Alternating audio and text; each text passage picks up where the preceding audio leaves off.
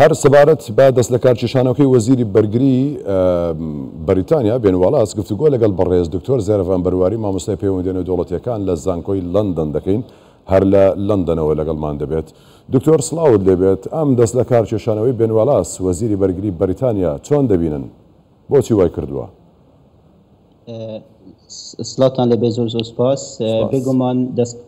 کارکێشانە وەزیرێ بەرگریە بریتانیا زەڤریتەوە بوو چەند فاکتەرێن دیار شوان فاکتەرە گرێدە ڕاشە نافخۆیە یا بریتانیا و ئەمش بیر نەکەین بریتانیا ئەڤروکە بە قۆناغا داهاتیت هەڵبژارتنێت گشتی دێن بریتانیا هێنەکردن ئەژبەر هەندێکی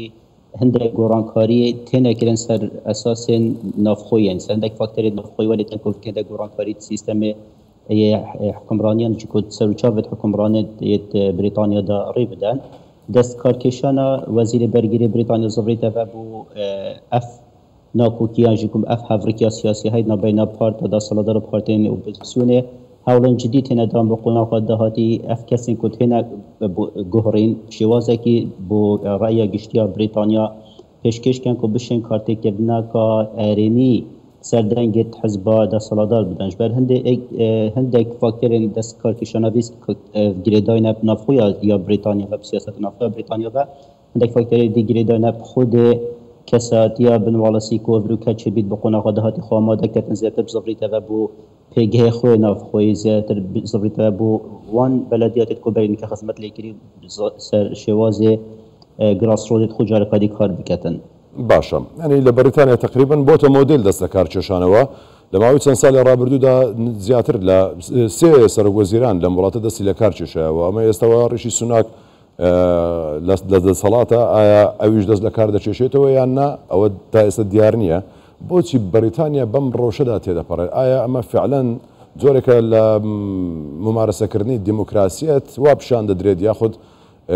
ناوەی بەریتانیا شێوازی حکومداری بەریتانیا هێندە ئالۆزە ڕەنگە ئەوانەی کە لە دەسەڵاتدان نەتوانن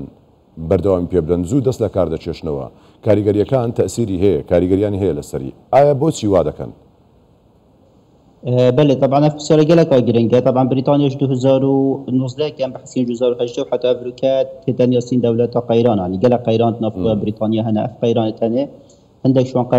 قيران ثاني جريدانا بروش ابوري وبتايباتي بشتي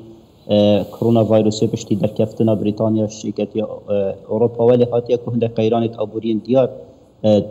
ابور بريطانيا ديار ببنوش عندك شوان قيران جريد بنا بسر داري كرنا بريطانيا براش بشتي بريكس تي بشتي جيفابونش ايكاتي اوروبا اف قيران ثاني ولكن يكو قالك جارا رايا جشتيا بريطانيا هو سفارس كاس سياسه مدار بريطانيا كو جواشتن رايا جشتي ولكن يكو سياسه مدار بريطانيا تسكار بيشنو هزار تندك الترناتيف دي داب كانت عندك بديل دي داب كان بخمت هندي رازي كنا رايا جشتيا بريطاني بس همي قران كاريتنا كان طبعا هندي شلون قران كاريتنا بحس كل جريدنا قيران او بوري قيران نافخوی بریتانیا دا هندگ شوان گفتن کاریش طبعا گیری داینه شواز حکمرانی بریتانی فلسفه حکمرانی بریتانی کو فلسفه شواز که دموکراسی پریوت چیتن گله جرا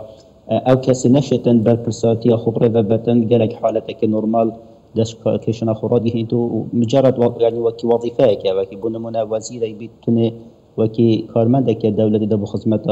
گله خود کتن بعد هر گاوکا افت آست پروگرام حزبی دانه بیتند آست داخازین گل بریتانیا دانه بیتند بگومان آست کساتی دا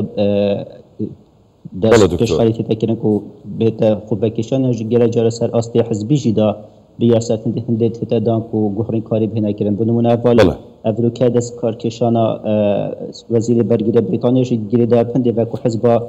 کنسرواتیف حاول دادن بقونا خواهد هاتی هنده کساتی برین تا پیش افکاساتی تنه بشتن کمیونیکیشن اجکو سرداری یا ویا گشتیا بریتانی کتن تایبتی بدیل وزیر برگری لوکه هاتی کسی که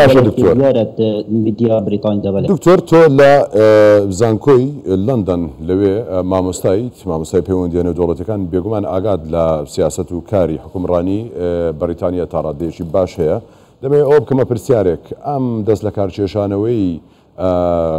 بنواڵاس کاریگەری لەسەر وەزیرەکانی دیکەش دەبێت چاوەڕێ دەکرێت کە وەزیری دیکەش دەست لە کار بچێشنەوە یان سەرۆکوەزیرانەکە دەست لە کار بچێشێتەوە وەکو سەرۆکوەزیرانەکانی پێشووتر چاوەڕێ ئەمە دەکرێت؟ بگومان طبعا هر وسایلی که اجندا خو پلانت خو دیار کری هنه همین گیری دانه پروگرام گشتی حکمت بریتانی و از دو بار دامه بقونا خداهاتی هم هندک دست کشان دیت وزاری ببینین هندک گرانکاری تحقیبت وزاری بریتانیا دا بینین طبعا ابو هنی زفری تواکین بحث کریش بعد او هافریکا سیاسی افریقا هیت نبای پارت سیاسی بريطانيا دا بارت دا صلادار بارت اوبوزيسيون افروكا جلك كاونتيان جلك بلديات بريطانيا اش دست حزب دا صلادار در كاتيناش بر هند گورانكاري بقنا قادهاتي تيتا بيش بيني كده گورانكاري بهنا كدن طبعا اف گورانكاري هن يمكن بحزات ناكوكي حزبي وديار زياده افريقيا سياسيه نبنا بارتين بريطاني وديار نسر اساس كاسي بنمونه اكش وزير بريطانيا دست خالد كشتن کاری